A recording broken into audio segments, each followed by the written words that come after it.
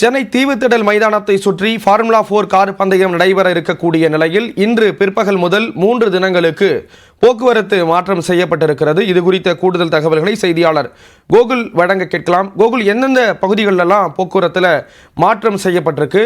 மக்களுக்கு பாதிப்பு ஏற்படுத்தாத விதத்தில் அந்த மாற்றம் செய்யப்பட்டிருக்கா?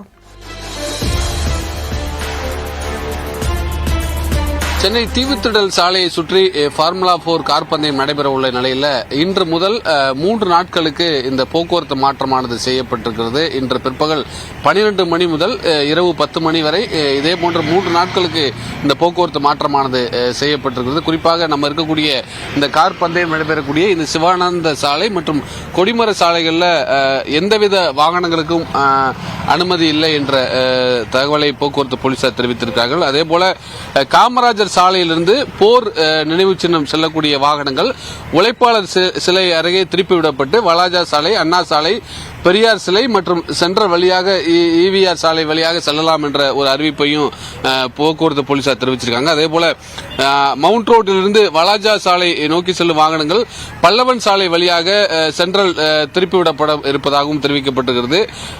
காமராஜர் சாலையிலிருந்து சாந்தோம் நோக்கி செல்லும் வாகனங்கள் வழக்கம் போல எந்தவித ஒரு போக்குவரத்து மாற்றமும் இல்லாமல் செல்லலாம். அதாவது பீச் ரோட்ல சாந்தோம் நோக்கி செல்லக்கூடிய வாகனங்கள் வழக்கம் போல செல்லலாம் என்று தெரிவிக்கப்பட்டிருக்கிறது.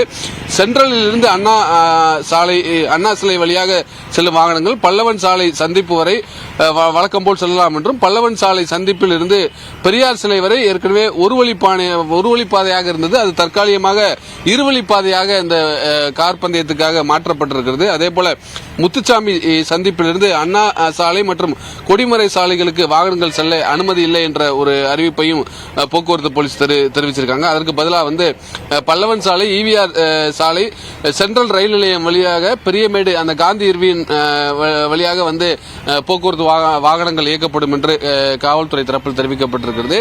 குறிப்பாக இந்த சாலையில் சென்னை தீவுத்திடலை சுற்றி இருக்கக்கூடிய இந்த அண்ணா சாலை, காமராஜர் சாலை, வாலாஜா சாலை உள்ளிட்ட முக்கிய சாலைகளில் கனரக வாகனங்கள் முழுமையாக இந்த 3 நாட்களுக்கு அனுமதி இல்லை என்ற தகவலையும், அதே போல வணிக வளாகங்களுக்கு செல்லக்கூடிய சரக்கு ஏற்றி செல்லக்கூடிய வாகனங்களும் அனுமதி இல்லை என்ற தகவலையும் போக்குவரத்து போலீசார் தெரிவிச்சிருக்காங்க. இந்த 3 தினங்களுக்கு இந்த பகுதியில் பயணம் செய்யக்கூடிய பயணிகள் இந்த போக்குவரத்து மாற்றத்திற்கு ஏற்பது போல தங்களுடைய பயண திட்டத்தை மாற்றிக்கொள்ளுமாறு காவல்துறை தரப்புல பொதுமக்களுக்கும் ஒரு வேண்டுகோள் விடுக்கப்பட்டிருக்கு. ஸ்ரீராம், விரிவான தகவல்களை கொடுத்தீங்க. நன்றி கோகுல் விவரங்களுக்கு.